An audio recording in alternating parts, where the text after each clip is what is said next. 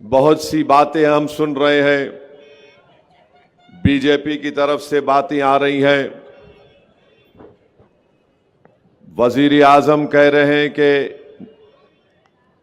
एक हैं तो सेफ हैं, योगी कह रहे हैं कि कटेंगे तो बटेंगे, फडणवीस कह रहे हैं, क्या क्या कह रहे हैं आप जानते हैं। आप तो चाय बेचकर वजीर आजम बन गए।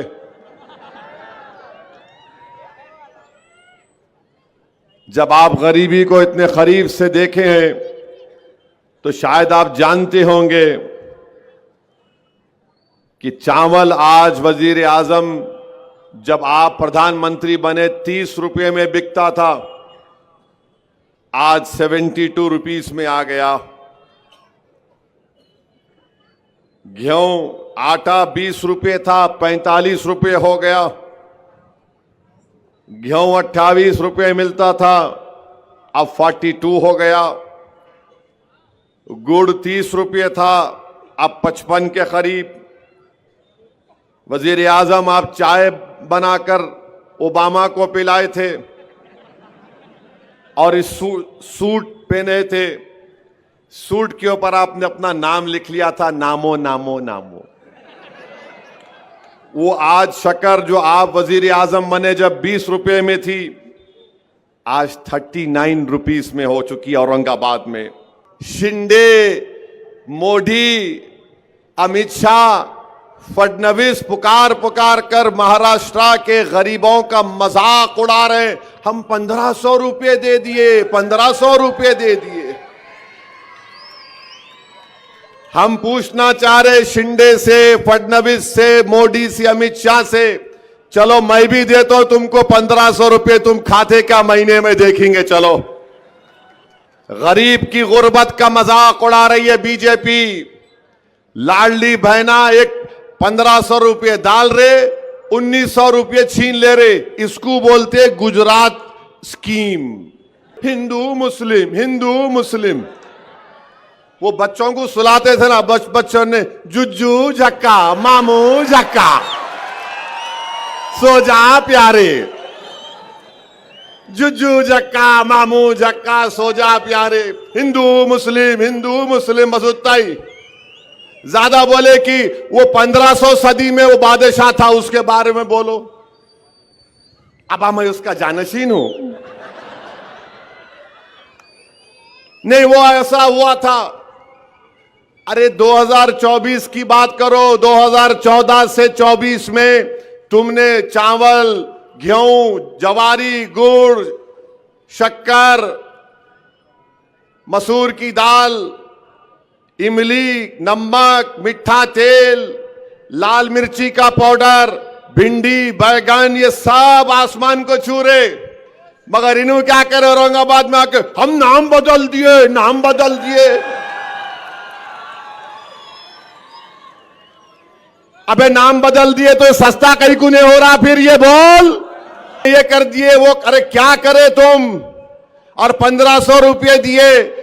शिंदे साहब आपके घर से नहीं दे रहे, ये महाराष्ट्र की जनता का पैसा है, किसी के बाप का खानदान का पैसा नहीं है। 250 किसान खुदकशी कर लिए, मगर मोदी की जबान पे कुछ नहीं आता। और फिर बोलते मोदी है तो मुमकिन है। मैं गरीब परिवार से आया, मैं चाय बेचकर आया। अरे तुम क्या क्या बोलते, ये तो बताओ। फिर ये महंगाई के लिए क्या कर रहे हो? तो बोले हमारे को जिता दो, हम 1500 की जगह 2000 कर देते। अरे तमाशा है। हारून का खजाना निकला क्या महाराष्ट्र में? बांटते जाएंगे। सो जो मुस्लिम अकलियत अपने नेता की बात करेगा, उसको पाकिस्तान जाना है। अबे तू जा पाकिस्तान को, जाके मिल उससे। हमको बोल रहा पाकिस्तान चले जाओ। अरे समाजवादी वाले वहां बोलते तू पाकिस्तान चले जा, ये बीजेपी वाले बोलते तू वहां चले जा। अरे बाबा तुमला क्या बांट लिए? तू पाकिस्तान चले जा। नहीं जाते, क्या करता तू बोल? नहीं जाते, क्या उखाड़ता बोल? अब यहां सरजमीन में पैदा हुए, तुम्हारे आंखों में आंखें डालकर मोदी से मुकाबला कर रहे हैं जमहूरी तरीके से। तुम क्या कर सकते? गोली चला सकते, ना चलाओ गोली। मैं मरने तैयार हूं, मुझ पर कई हमले हो चुके हैं। आप देख रहे हैं देश लाइव, देश की आवाज। मेरे अजीज दोस्तों और बुजुर्गों, अभी आप और हमने मोहतरम इम्तियाज जलील साहब की एक जज्बाती गुफ्तगू और तकरीर को सुना। मैं इम्तियाज जलील साहब के जज्बात की हम तमाम कदर करते हैं और इम्तियाज जलील ने अपनी माँ को जो खोया, उस गम का और उस तकलीफ का इजहार आज उन्होंने यहाँ पर किया। आप लोग शायद नहीं जानते कि इम्तियाज जलील बेहद बीमार हैं। उनके हाथ में अभी भी ग्लूकोज और दवाएं दी जा रही हैं, वो नीडल उनके हाथ में लगी हुई है। हम तो सिर्फ यही दुआ कर सकते हैं कि जिन हजरात के माँ बाप जिंदा हैं, अल्लाह उनको सेहत से बखैद हयात रखे, और जिनके माँ बाप इस दुनिया से चले गए, अल्लाह सुब्हाना व तआला उनकी मग़फ़रत करे, अल्लाह उनकी ख़बरों को कुशादा फरमा दे। और अज़ीज़ दोस्तों और बुज़ुर्गों, अल्लाह के रसूल सल्लल्लाहु अलैहि वसल्लम की हदीस शरीफ है कि एक इंसान के इस दुनिया से चले जाने के बाद उसको फ़ायदा पहुंचता है। साहबा इकराम ने पूछा कि दुनिया से चले जाने के बाद कैसे उस आदमी को फ़ायदा पहुंचता है जो इस दुनिया से चला गया? तो रसूलुल्लाह सल्लल्लाहु अलैहि वसल्लम ने फरमाया कि उसके नेक आमाल, ऐसे आमाल जिसके काम की शुरुआत करता है और उससे लोगों को, इंसानियत को फ़ायदा पहुंचता है। और दूसरा कहा कि नेक औलाद। और हमको हदीस शरीफ में ये भी तालीम दी गई कि कसरत से अपने मरहूम माँ बाप, वालिदैन के लिए दुआ करते रहो, उनकी मग़फ़रत के लिए। मैं इम्तियाज़ जलील की वालदा को जानता था, बड़ी खुश मिजाज खातून थी और बड़ा ही एक जज्बा रखती थी अपने ख़ानदान के गरीबों की मदद करने के लिए। अब जाहिर है हर एक को इस दुनिया से जाना है, कोई आप और हम यहाँ जिंदा रहने वाले नहीं हैं। नहीं मालूम अल्लाह की तरफ से कब बुलावा आ जाए। मगर मेरे अजीज दोस्तों और बुजुर्गों, मेरी इस बात से आप तमाम मुत्तफिक होंगे कि अगर आप एक 75 साल के ज़ईफ़ खातून से या एक मर्द से पूछेंगे, बताओ तुम्हारी उम्र अगर 75 साल है तो तुम्हारी ज़िंदगी का सबसे गमगीन दिन कौन सा था, तो कहेगा कि जिस दिन मेरा बाप चला गया इस दुनिया से या मेरी माँ चली गई। तो ये गम ऐसा है कि हम, आप और हम अपने खबर को लेकर जाते हैं। मगर मैं इम्तियाज़ जलील से कहूँगा कि अपने हिम्मत और अपने हौसले को बुलंद रखिए और आपके ऊपर एक जिम्मेदारी है कि आप ना सिर्फ मजलिस इत्तेहादुल मुस्लिमीन महाराष्ट्र के सदर हैं, बल्कि आपको अपनी माँ के अधूरे ख्वाबों को पूरा करना है। और मेरे अजीज दोस्तों और बुजुर्गों, मेरी आप तमाम से ये गुजारिश है कि ये जो विधानसभा के चुनाव हो रहे हैं, बहुत सी बातें हम सुन रहे हैं, बीजेपी की तरफ से बातें आ रही हैं। वजीर आजम कह रहे हैं कि एक हैं तो सेफ हैं,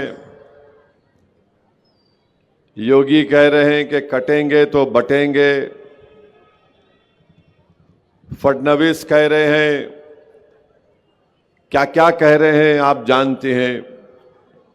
मगर बुनियादी बात इस विधानसभा में यह है कि सबसे बड़ा मसला कीमतों का है। जो आज बुनियादी जरूरत की चीजें जिनकी कीमतें आसमान को छू रही है, उसका जिक्र नहीं किया जा रहा है। खवातीन महाराष्ट्र के महिलाओं की सेफ्टी के बारे में कोई बात नहीं कर रहा है। मराठा रिजर्वेशन के बारे में कोई बात नहीं हो रही है। कोई ये जिक्र नहीं कर रहा है कि मुस्लिम अक़लियत पर कितने हमले हुए, जिसमें हालिया हमला वो था जो 70 साल के बूढ़े को ट्रेन के डब्बे में उसको मारा और पीटा गया।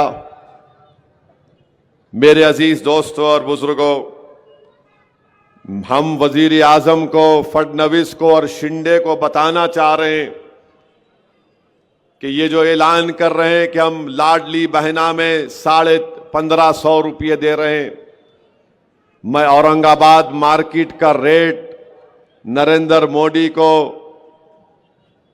शिंदे को और फडणवीस को और अमित शाह को बता रहा हूं। अब रेट बोलेंगे तो वो समझेंगे कि हम वहां से पार्टी से एमएलए को रेट दे के ला लिए। रेट ये है वजीर आजम, क्योंकि आप तो चाय बेचकर वजीर आजम बन गए।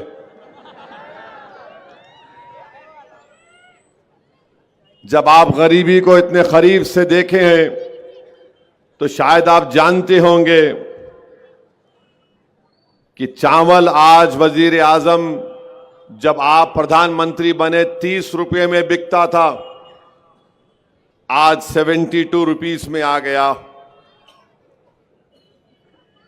गेहूं आटा 20 रुपये था, 45 रुपये हो गया। गेहूं 28 रुपये मिलता था, अब 42 हो गया।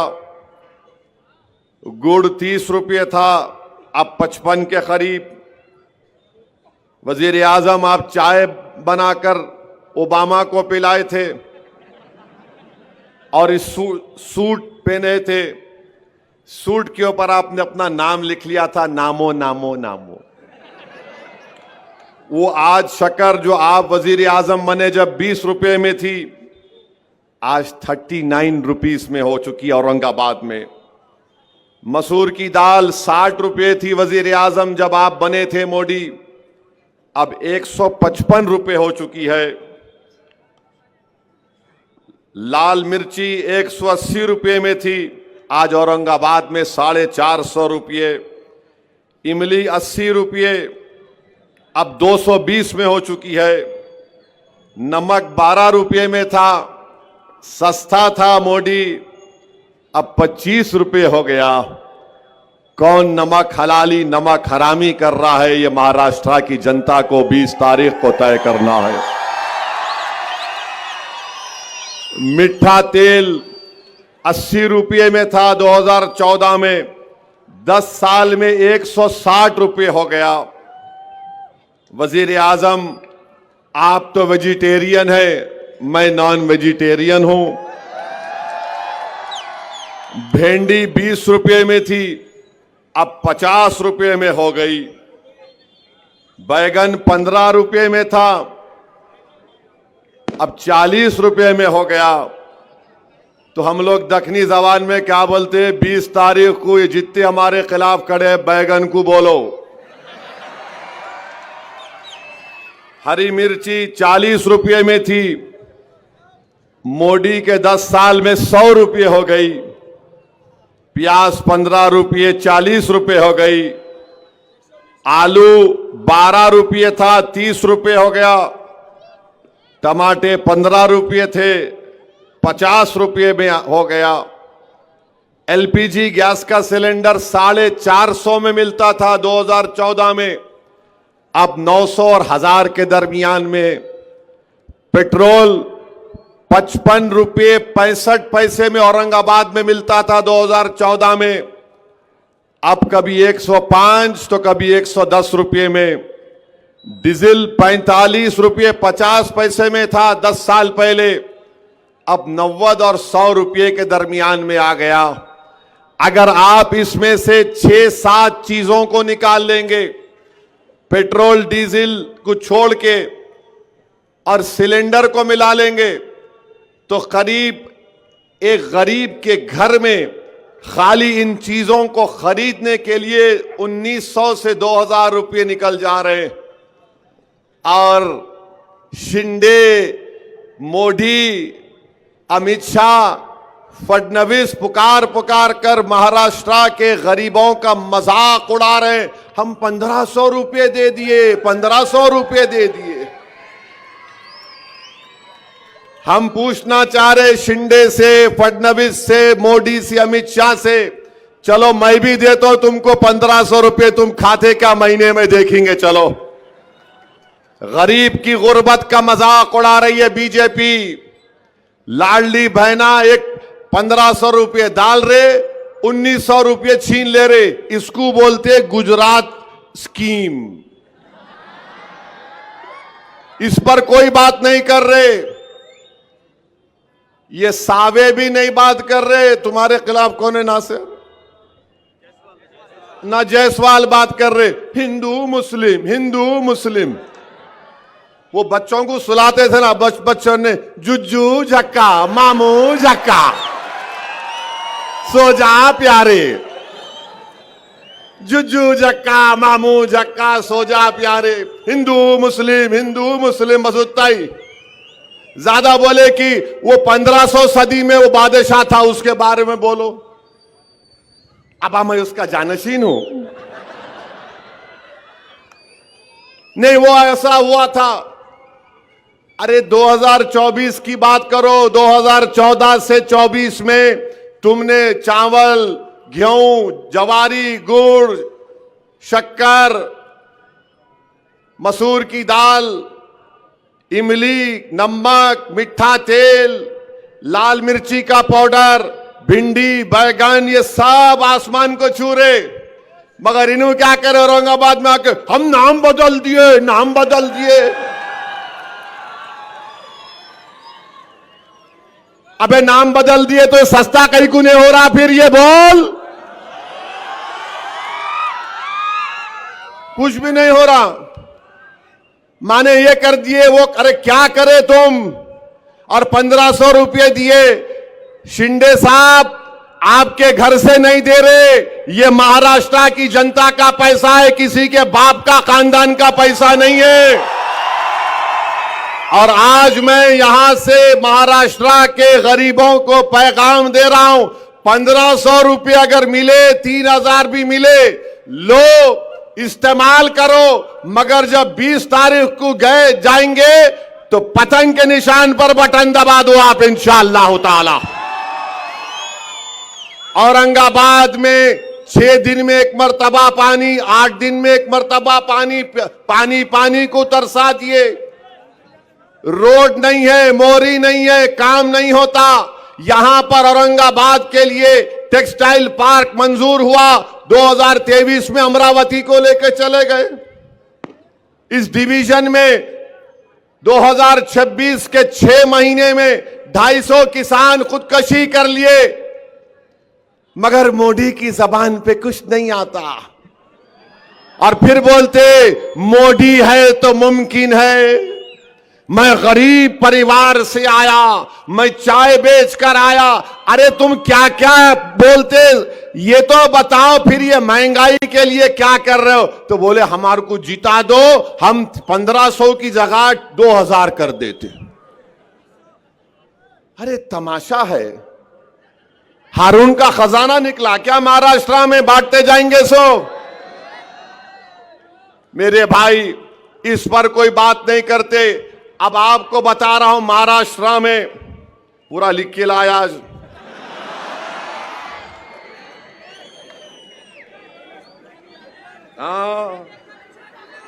कहां है जी? महाराष्ट्र में नहीं, फोन में है, फोन में सब है, सबका भी है, उनका भी है, उन पे भी बोलता हूं। हाँ, पूरे हर डॉक्टर का इलाज हकीम करता है ये। हाँ,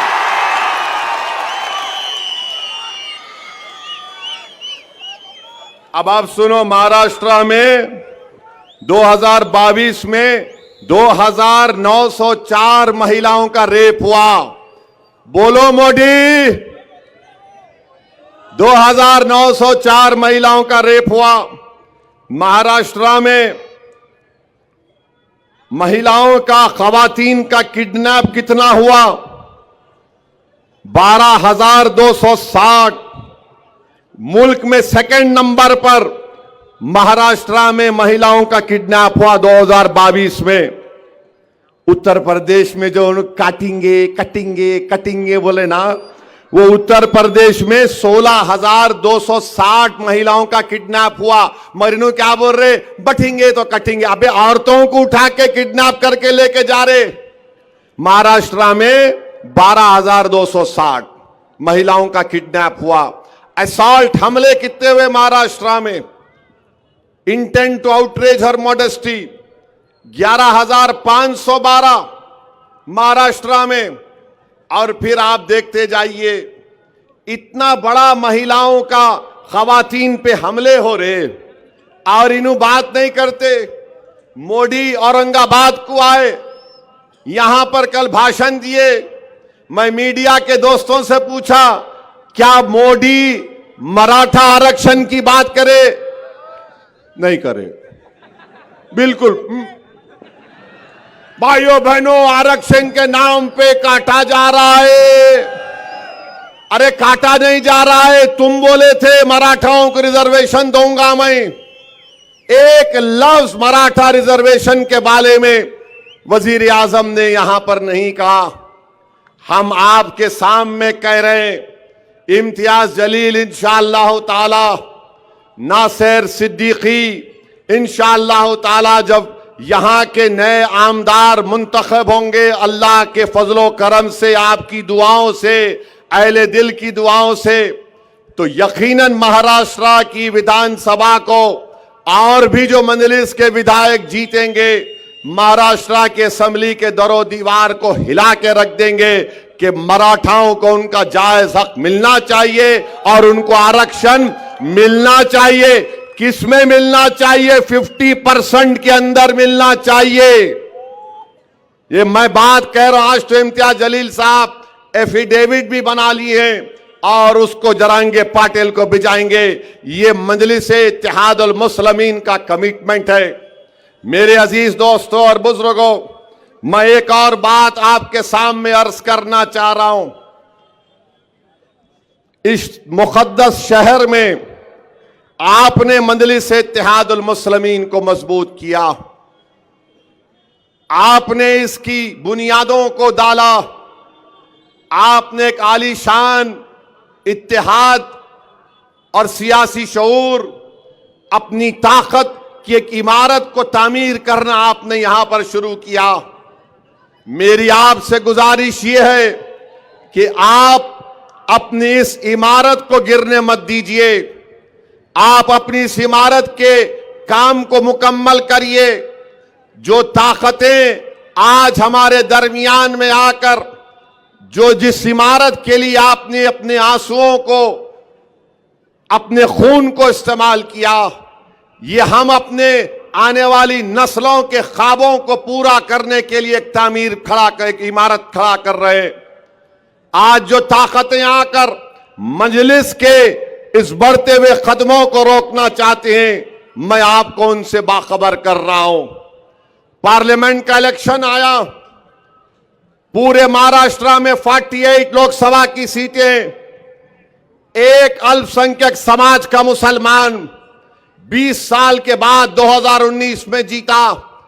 तो ये नाम निहाद सेकुलर पार्टी, ये खुलम खुला जो फिरका परस्ती बीजेपी, आरएसएस और शिंदे करते हैं, ये सब मिल गए और मिलकर बोले कि कोई भी कहां पर जीतता उसकी परवाह नहीं, मगर औरंगाबाद से इम्तियाज जलील को कामयाब होने नहीं देंगे।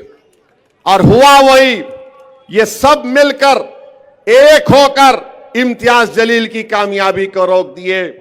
मेरे भाई, मैं फिर से कह रहा हूं, बार बार कह रहा हूं कि इम्तियाज जलील कामयाब नहीं हुए। यकीनन इसमें आपका नुकसान हुआ, महाराष्ट्र के मजलूम अवाम का नुकसान हुआ, इस मुकद्दस और तारीखी शहर के बाशिंदों का नुकसान हुआ, बल्कि भारत के उन गरीब 13.5 करोड़ अल्पसंख्यक समाज का, दलितों का नुकसान हुआ, जो बड़ी उम्मीद की निगाहों से इम्तियाज जलील को देख रहे थे कि पहले मर्तबा का रुकने पार्लिमान है और किस बेबाकी के साथ भारत की सबसे बड़ी पंचायत में खड़े होकर अवाम के मसाइल को उठाता है। वो आज तड़प रहे हैं। आपको अंदाजा नहीं है कि चाहे उत्तर प्रदेश हो, बिहार हो, लोग जब कभी मुझे एयरपोर्ट पर या रेलवे स्टेशन पर या कहीं मिल जाते, मुझसे एक ही बात की शिकायत करते, असद साहब, इम्तियाज साहब कैसे हार गए। सब यही बोलते, असद साहब, इम्तियाज साहब कैसे हार गए। मेरे भाई, इम्तियाज जलील की कामयाबी नहीं हुई और उसकी वजह से मैंने अपने एक बाजू को खो दिया। मैं अपने एक बाजू को खो दिया। मैं आपके सामने झोली फैलाकर आपसे इत्तेहाद की भीख मांग रहा हूं, औरंगाबाद के गयूर अवाम। मैं तो अपने एक बाजू से खो दिया, मगर तुम इम्तियाज जलील और नासिर सिद्दीकी को कामयाब करोगे इंशाअल्लाह ताला। ये ना सिर्फ आपके लिए, सेंट्रल और ईस्ट के लिए जरूरी है, उसके तरक्की के लिए, बल्कि महाराष्ट्र की विधानसभा में कोई जाकर लड़े आपके लिए, आपकी आवाज बनकर लड़े। दूसरे भी लड़ रहे हैं जो 5 मिनट 2 जुमले सही नहीं बोल सकते, जो 5 मिनट 2 जुमले सही नहीं बोल सकते, अलिफ को ते को जीम बोलते, समझे आप। अलिफ को ते को जीम बोलते। 2 चश्मी है भी नहीं मालूम, उनको जेर जबर नहीं मालूम, मगर गाली देंगे असदुद्दीन ओवैसी को और इम्तियाज जलील को। आपको महाराष्ट्र की विधानसभा में सोचो, तसव्वुर की दुनिया में लेके जाता हूं। अगर इम्तियाज जलील महाराष्ट्र की विधानसभा में खड़े होगा, सोचो आप, कोई खड़े होकर अगर कोई बदतमीजी करेगा तो कौन उसका दलीलों के साथ जवाब देगा। किस में इतनी काबिलियत है, कौन मुदल्लिल तरीके से हुकूमत को अपने दलाइल से झुका देगा, तो वो इम्तियाज जलील और नासिर सिद्दीकी होंगे इंशाअल्लाह ताला। ये जो लड़ रहे हैं ना, जीतने के लिए नहीं लड़ रहे हैं, हराने के लिए लड़ रहे हैं। अच्छा, ये क्या महाविकास अघाड़ी है, ये क्या महाविकास अघाड़ी है। ईस्ट से कांग्रेस लड़ रही है, समाजवादी पार्टी भी अघाड़ी का हिस्सा है, मगर उनका कैंडिडेट यहां पर है। मालेगांव में उनका कैंडिडेट है, कांग्रेस का भी है। धूलिया में फारूक शाह के खिलाफ समाजवादी भी है और उद्धव ठाकरे का भी कैंडिडेट है। ये क्या प्लानिंग क्या है? वही प्लानिंग जो पार्लियामेंट में किए थे कि पूरे मिलके इसको हरा देंगे, मंजलिस को हरा देंगे। जीतना इनका मकसद नहीं है मेरे भाई, हराना इनका मकसद है। अगर आप मंजलिस के हक में वोट देंगे तो आप अपनी क़यादत को मजबूत करेंगे, आपको अपनी सियासी क़यादत को मजबूत करना है। और याद रखिए, अगर सियासी क़यादत नहीं होगी, हम अपने मसाइल को हल नहीं करवा सकते। महाराष्ट्र में आपने शुरुआत की, आपने बताया दुनिया को कि सरजमीन हैदराबाद के आगे भी, उसके बाहर भी हम औरंगाबाद की आवाम ने अपनी सियासी क़यादत को बनाने का काम शुरू कर दिया। इसीलिए तमाम के तमाम तकलीफ में आ गए। आज आप बताइए, क्या वजह से मंजलिस की मुखालिफत हो रही है? क्यों तुम मुखालिफत कर रहे हो? मकसद एक ही है, अगर ये दो जीत जाएंगे तो महाराष्ट्र के 288 की असेंबली पर हावी हो जाएंगे। इनको मालूम कि अगर ये मजलिस के नुमाइंदे जीत कर महाराष्ट्र की विधानसभा में जाएंगे तो सेटिंग नहीं होगी, फिक्सिंग नहीं होगी। ये इम्तियाज जलील और मजलिस की दुश्मनी की वजह यह भी है क्योंकि आपने पूरी दुनिया में एक मुनफरिद मुकाम पैदा किया। एक नापाक शख्स ने रहमतुल आलमीन सल्लल्लाहु अलैहि वसल्लम की शान में गुस्ताखी करने की कोशिश की तो महाराष्ट्र से कहीं एहतजाज की आवाज नहीं उठी। अगर आवाज उठी तो औरंगाबाद से उठी। औरंगाबाद के एक एक फर्द को सलाम, औरंगाबाद के गयूर उलमाओं को सलाम, औरंगाबाद के उन माओं को सलाम जिन्होंने ऐसे जियालों को पैदा किया, जिसने भारत को बता दिया कि अगर कोई कमली वाले पर बकवास बकेगा तो हम अपनी गुलामी का सबूत देंगे। और आपने एहतजाज का परचम बुलंद किया। दुनिया हैरान थी, बीजेपी परेशान थी, आरएसएस डर गई। ये आखिर क्या हो गया औरंगाबाद की आवाम को कि हजारों की तादाद में गाड़ियों में निकलते हैं और कहते हैं लब्बैक या रसूल अल्लाह, लब्बैक या रसूल अल्लाह। यही वजह है कि आज मजलिस के खिलाफ एक मंसूबा बनाया गया आपके इत्तेहाद के किले को कमजोर करने के लिए। आपके इश्क नबवी को देखकर, आपके गुलामी नबवी को देखकर ये तमाम बातिल ताकतें कोशिश कर रही हैं कि आपको रोका जाए। और कैसे रोका जाए? फर्द को रोक सकते, मगर जमात को रोकने का तरीका ये इनके पास है कि इनके उम्मीदवारों को कामयाबी से रोक दिया जाए। ये अब आपको फैसला करना है। आप तमाम को एक होकर 20 तारीख के दिन आपको अपने वोट का इस्तेमाल करना है। पतंग के निशान पर बटन दबाकर आप पैगाम दीजिए उन लोगों को जो हमारे इत्तेहाद को कमजोर करना चाहते हैं। मैं आपसे वादा कर रहा हूं और मैं आपसे अपना गिरेबान फैलाकर आपसे भीख मांग रहा हूं। औरंगाबाद की आवाम, आपने मुझे बहुत मोहब्बतों से नवाजा। मैं आपका मखरूज हूं और जिंदगी भर मखरूज रहूंगा। 20 तारीख के दिन तुम मेरे इस पैगाम को लेकर जाओ कि उम्मीदवार इम्तियाज या नासिर नहीं, उम्मीदवार असदुद्दीन ओवैसी है तुम्हारे सामने। याद रखो, मैं तुम्हारे सामने खड़ा हुआ हूं। मैं तुम्हारे लिए आवाज उठाते रहूंगा। मैं तुम्हारी आवाज था, हूं और रहूंगा। उम्मीदवार इम्तियाज नहीं है, उम्मीदवार नासिर सिद्दीकी नहीं है, उम्मीदवार औरंगाबाद से असदुद्दीन ओवैसी है। तो आज असदुद्दीन के नाम पर आपको पतंग कर बटन दबाना पड़ेगा, इम्तियाज नासिर के नाम पर नहीं। मैं अपने आप को तुम्हारे सामने पेश कर रहा हूं। मैं ईस्ट की जनता से वादा कर रहा हूं कि दारुस्सलाम की तरह इंशाअल्लाह ताला मैं वहां पर एक दफ्तर कायम करूंगा। ईस्ट औरंगाबाद में दफ्तर कायम करेंगे। जिस तरह हैदराबाद के दारुस्सलाम में काम होता है उस तरह ईस्ट में इंशाअल्लाह ताला काम होगा। मैं आपसे वादा कर रहा हूं कि अस्पताल बनाना मेरी एक नीयत भी और ख्वाब भी है, मगर इंशाअल्लाह ताला मैं आपसे वादा कर रहा हूं ईस्ट औरंगाबाद की जनता से कि साल में कम से कम 5 से 6 मरतबा इंशाअल्लाह ओवैसी हॉस्पिटल के पूरे हर शोबे के डॉक्टरों को लाकर 2 दिन का मेडिकल कैंप साल में 6 मरतबा ईस्ट के उन तमाम स्लम इलाकों में मैं लगाऊंगा। हिंदू मुसलमान दलित नहीं देखेंगे। तीसरा, मैं आपसे वादा कर रहा हूं और यहां पर मजलिस के कॉरपोरेटरों से कह रहा हूं, अगर कोई आराम से अपने तकिए पर बैठ के सो रहा है कि नहीं मैं ही लड़ूंगा, नहीं प्यारे, दौड़ना पड़ेगा, मेहनत करना पड़ेगा। अगर तुम जमात के लिए कामयाब करोगे नासिर को, इम्तियाज को, अब जबकि मैं खुद अपने आप को पेश कर दिया हूं, तो तमाम कारपोरेटर से कह रहा हूं, तुम मेहनत करो।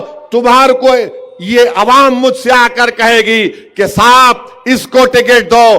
अगर आप मेहनत नहीं करेंगे तो मैं माजरत चाहता हूं, शिकायत का मौका आप मत दो। मैं इन कारपोरेटर से भी कह रहा हूं, भागो, दौड़ो, क्योंकि अगर आपको कारपोरेटर बनना है और जिस किसी को भी बनना है, आप मेहनत करो, इंशाअल्लाह ताला जरूर अल्लाह उसका अजर आपको देगा। चौथी बात मैं आपको बता रहा हूं कि हमारी कोशिश होगी कि यहां पर ये मासूम बच्चे जो हैं, खवातीन जो हैं, उनके लिए एक ट्रेनिंग सेंटर खास तौर से बनाया जाएगा, जहां पर उनको अच्छी अच्छी चीजें सिखाने की हम कोशिश करेंगे। ये 4-5 चीजों का मैं ऐलान कर रहा हूं, मगर 20 तारीख को आप याद रखो कि अब आपके सामने इम्तियाज का चेहरा नहीं, आपके सामने नासिर का चेहरा नहीं, आपके सामने असदुद्दीन है। असदुद्दीन के नाम पे आपको वोट देना है। आप लाज रख लो इस जमात की। मेरे भाई, आप बताओ, जिसको 2-2 मर्तबा टिकट हमने दिया, आज वो शख्स कहता है कि मजलिस ऐसी है, मजलिस वैसी है। अरे मैं तुमसे कह रहा हूं, मैं तुमसे कह रहा हूं, अंजुमन इशाअत तालीम की बुनियाद औरंगाबाद के दानिश्वर इज्जतदार लोगों ने रखी थी। जरा इस पर भी गौर कर लो। तुम्हारे इदारों में जो गरीब टीचरों का इस्तेसाल हो रहा है, जरा रोक लो उसको, रोक लो उसको। और तीसरी बात, जो सावे से तुमको गुलाब जामुन, लड्डू, नान खलिया वेजिटेरियन भी आ रहा, तो बाज हमारे नौजवान गपागप ले रहे हैं। लो, मगर 20 तारीख को आसमानों पर पतंगी पिलाना मेरे भाई, पतंगी पिलाना। अरे ये कोई आकर मुझे कह दिया मैं 70 साल का हो गया, मेरे को 1 मर्तबा टिकट दे दो। मैं बोला भाई ये कौन सा नया कानून है कि 70 साल का हो गए दे दो? तो कल एक बच्चा बोलेगा मैं 25 साल का हुआ, जवान हुआ, दे दो। सवाल इसका है कि आपको 2 मर्तबा दिया गया था। मैं यकीनन सोच रहा था, मगर आपने वर्किंग प्रेसिडेंट होते हुए आपने अपने रियासत के सदर की तौहीन की। आपने क्या क्या बक दिया, अनाब शनाब आपने बक दिया। मैं तहकीक किया पार्लियामेंट के इलेक्शन में किस इदारे के टीचरों को कहा गया था कि इम्तियाज को वोट मत दो। मेरे भाई, अब आप बताइए, कोई भी जमात ऑर्गेनाइजेशन में को ऐसा काम हो सकता है क्या? किसी शायर ने अच्छा कहा था, हमको उनसे थी कब उम्मीद वफा, जो नहीं जानते वफा क्या है। मैं यकीनन उलमाए कराम की इज्जत करता था और करता रहूंगा। इख्तलाफ राय है और रहेगा, इसमें कोई 2 राय नहीं है। मगर मेरे भाई, ये हमारे उलेमा हैं, ये अंबिया के वारिसीन हैं।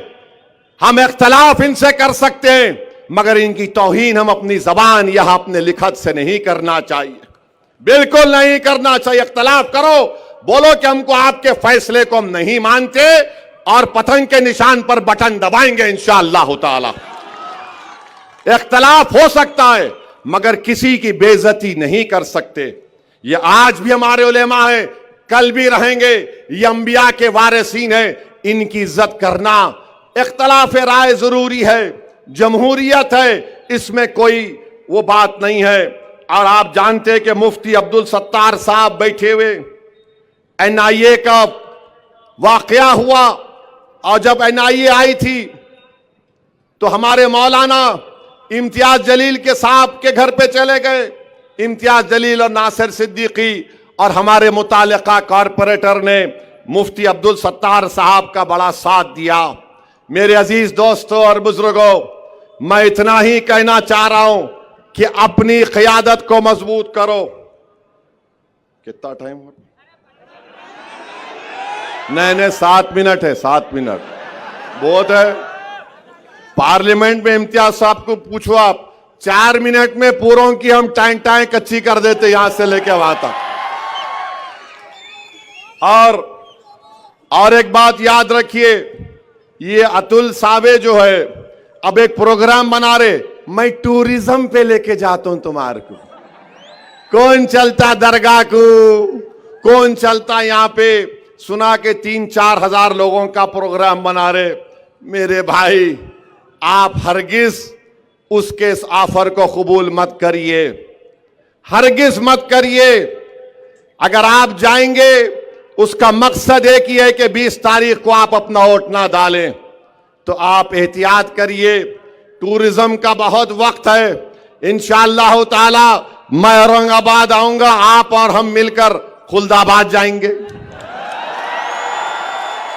दौलताबाद जाएंगे, और वो मकबरे को भी देखना है मेरे को। अब नहीं मालूम, वहां गया तो फिर मीडिया बोलेंगी कहां गए, कहां गए, कहां गए, किधर गए, किसके पास गए। मगर ये इनकी साजिश है। तो आपसे गुजारिश है कि डरने और घबराने की जरूरत नहीं है। मेरी आपसे यही फिर से इल्तिजा कर रहा हूं, अपने वोटों का सही इस्तेमाल करिए। ये जो नादान लोग हैं, अरे ये समाजवादी का उनका अध्यक्ष है, वो बोल रहा कि मुस्लिम अक़लियत को नेता की जरूरत नहीं है। जो मुस्लिम अक़लियत अपने नेता की बात करेगा, उसको पाकिस्तान जाना है। अबे तू जा पाकिस्तान को, जाके मिल उससे। हमको बोल रहा पाकिस्तान चले जाओ। अरे समाजवादी वाले बोलते तू पाकिस्तान चले जा, ये बीजेपी वाले बोलते तू वहां चले जा। अरे बाबा, तुमला क्या बांट लिए? तू पाकिस्तान चले जा। नहीं जाते, क्या करता तू बोल? नहीं जाते, क्या उखाड़ता बोल? अब यहां सरजमीन में पैदा हुए, तुम्हारे आंखों में आंखें डालकर मोदी से मुकाबला कर रहे हैं जमहूरी तरीके से। तुम क्या कर सकते? गोली चला सकते, ना चलाओ गोली। मैं मरने तैयार हूं, मुझ पर कई हमले हो चुके हैं, मगर याद रखो औरंगाबाद की आवाम, मैं तुमको जज्बात में लाने के लिए नहीं कह रहा हूं। मेरी नीयत यही है कि जब मैं इस दुनिया से चले जाऊं, मेरा जिस्म तुम्हारी सरजमीन में अंदर चला जाए। बस मेरी एक ही ख्वाहिश है। मुझे औरंगाबाद से इतनी मोहब्बत है, अल्लाह जानता है मुझे औरंगाबाद से कितनी मोहब्बत है। अल्लाह ही जानता है कि मैं जो कुछ अल्फाज बोल रहा हूं, वो पूरी जिम्मेदारी के साथ बोल रहा हूं। बल्कि मैंने अपने अफराद खानदान के सामने भी यह बात रखा, तो मेरे अफराद खानदान के लोग बहुत नाराज हुए। क्या बक रहे हो, दीवानी बात मत करो। मेरे घर वालों तक बोल दिया मैं कि मेरी नीयत यह है कि मैं अगर वतन अजीज में अल्लाह मुझे अपने पास बुला लेता है, तो मुझे औरंगाबाद की एक छोटी सी जमीन में किसी पर जगह में दफना दो। बस मेरी नीयत यही है। मैं आपसे इतना मोहब्बत करता हूं। 20 तारीख को ये दोनों उम्मीदवार नहीं है, ये आपका भाई उम्मीदवार है, ये आपका बेटा उम्मीदवार है। आप मेरी लाज रख लो, और मेरी लाज इसलिए रख लो, मेरी नफ्स के लिए नहीं, अपने इत्तेहाद के लिए, अपनी शनाख्त के लिए, अपने मासूम बच्चों के मुस्तकबिल के लिए। याद रखो, याद रखो, मैं जिंदा रहूं या ना रहूं, मगर मेरे अल्फाज को नोट करके रख लो। भारत में मुस्लिम अक़लियत की जब तक सियासी लीडरशिप नहीं होगी, हम अपने मसाइल को हल नहीं कर सकते। अरे मौलाना अबुल कलाम आजाद की शेरवानी फाड़ दी गई थी कोलकाता में, मौलाना हिफ्जुर रहमान पर हमला किया गया था। असदुद्दीन अवैसी क्या चीज है। मेरे अजीज दोस्तों और बुजुर्गों, आने वाले 40 साल को नजर रखो। मेरी कोशिश यही है कि मैं, इम्तियाज, नासिर, हमारे तमाम मजलिस के अरकान जब इस दुनिया से चले जाएंगे, हम यही चाहते हैं कि इस सरजमीन में 40 साल तक, 50 साल तक ऐसे लोग तैयार हो जाएं जो आपकी खिदमत कर सकें, जो असदुद्दीन इम्तियाज जलील से ज्यादा काबिल हो, जो नासिर सिद्दीकी से ज्यादा आवाम में जज्बा रखें खिदमत का। ये काम हमको करना है। 20 तारीख के दिन तुम सिर्फ वोट डालने नहीं जा रहे हो, तुम 20 तारीख को वोट पतंग के लिए इसलिए डाल रहे हो क्योंकि तुमको 40 साल तक तुम्हारी आवाज रहना औरंगाबाद में। और अगर अल्लाह से मेरी यही दुआ आती है कि अल्लाह सुबह क़यामत तक मजलिस इत्तेहादुल मुस्लिमीन को ताकत दे, मजलिस इत्तेहादुल मुस्लिमीन, और हमारे जो ख्वाबें हैं अल्लाह उन ख्वाबों को पूरा कर दे। मेरे भाई, अल्लाह ने मुझे बहुत कुछ दिया मगर मैं दौड़ा दौड़ा फिरता हूं।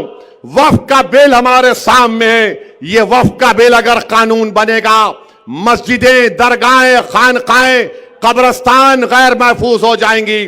तो वक्फ को बचाने के लिए 20 तारीख के दिन आपको पतंग के निशान पर बटन दबाना है।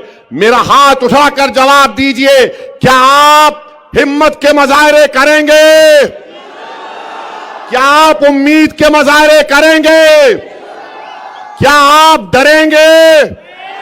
क्या आप अपने हिम्मत और हौसले को बुलंद रखेंगे? क्या आप औरंगाबाद में असदुद्दीन ओवैसी को वोट देंगे? क्या आप असदुद्दीन ओवैसी को वोट देंगे? क्या आप अपनी जमात की क़यादत को मजबूत करेंगे? क्या आप उलमाओं की इज्जत करेंगे? याद रखो नौजवानों, बुजुर्गों, मेरी इज्जतदार मां और बहनों, ये लड़ाई 50 साल के लिए है, ये सिर्फ एक चुनाव की नहीं है। तो 20 तारीख के दिन आसमानों में क्या नजर आएगा? गलियों से क्या आवाज आएगी? घर से क्या आवाज आएगी? दिल क्या पुकारेगा? दिमाग और जिस्म क्या कहेगा? और हम क्या करेंगे? पतंग पतंग पतंग पतंग। आप तमाम से ही गुजारिश है, एक एक वोट को इस्तेमाल करिए, बीजेपी को जवाब दीजिए। ये लोग इस मुल्क और देश को बर्बाद करना चाहते हैं। इत्तेहाद से अपने शहर को बचाइए, हिंदू मुस्लिम इत्तेहाद को मजबूत करिए, दलितों के इंसाफ के लिए लड़ना है। शुक्रिया, खुदा हाफिज, सलाम अलैकुम। मजलिस इत्तेहादुल मुस्लिमीन, पतंग को औरंगाबाद जिंदाबाद। डर रहे, जोर से बोलो, औरंगाबाद औरंगाबाद औरंगाबाद। सलाम अलैकुम।